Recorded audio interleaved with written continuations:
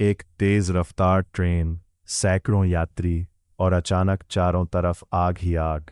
लेकिन सबसे डरावनी बात यह नहीं है। डरावनी बात यह है कि ये सब कंप्यूटर से नहीं बनाया गया था।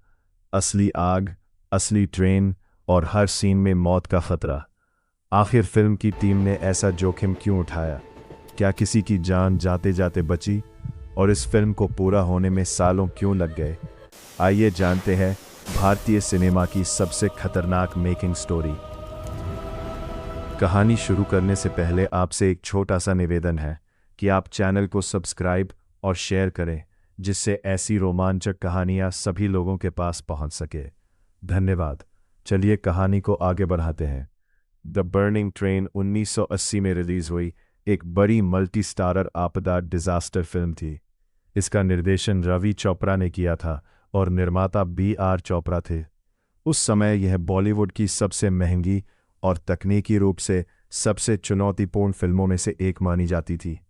फिल्म बनाने का विचार 1970 के दशक में हॉलीवुड में द टावरिंग इन्फर्नो और द पोसाइडन एडवेंचर जैसी आपदा आधारित फिल्में बहुत सफल हुई थी।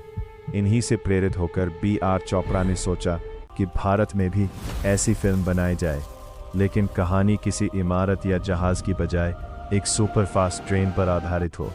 बर्निंग ट्रेन 1980 उस दौर की सबसे महत्वाकांक्षी फिल्मों में से एक थी।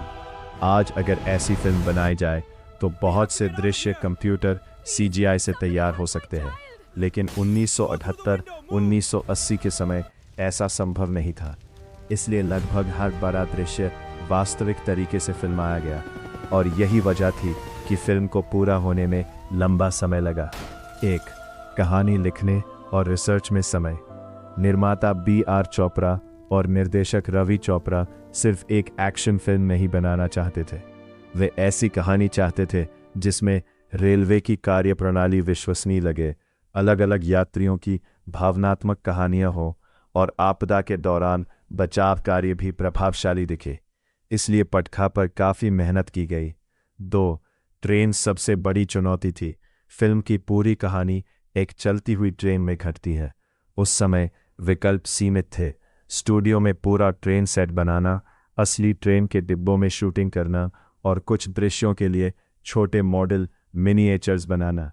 इन तीनों तरीकों को मिलाकर काम किया गया। ट्रेन के अंदर कैमरा, लाइट और कलाकारों के लिए जगह बहुत कम होती थी, इसलिए कई दृश्य बार बार योजना बनाकर फिल्माए गए। 3, आग वाले दृश्य कैसे बने? ये सबसे कठिन हिस्सा था।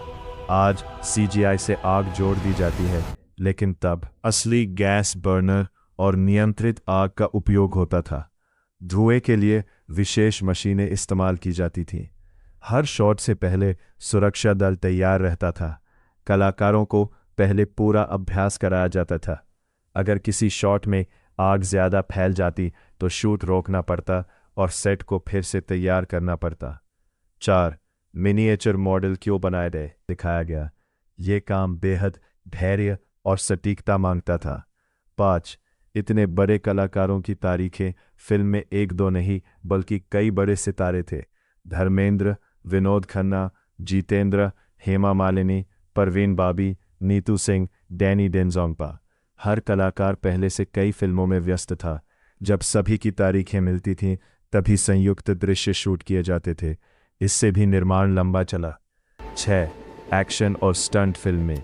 दौड़ती ट्रेन, आग, बचाव अभियान, ऊंचाई से छलांग और विस्फोट जैसे में भी लंबा समय लगता था।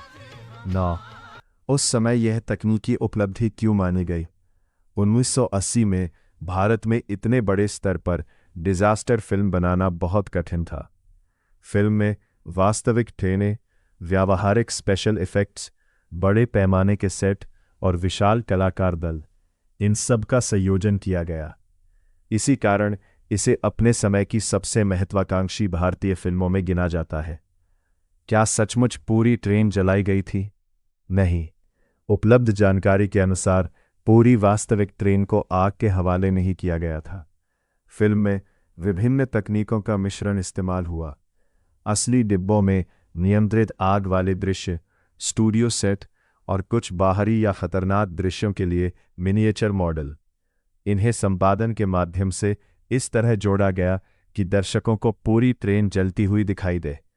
यही वजह है कि द बर्निंग ट्रेन को बनने में सामान्य फिल्मों की तुलना में कहीं अधिक समय, योजना, तकनीकी मेहनत और समन्वय की आवश्यकता पड़ी। आज भी इसे भारतीय सिनेमा की शुरुआती और सबसे महत्वाकांक्षी डिजास्टर फिल्मों में से एक माना जाता है।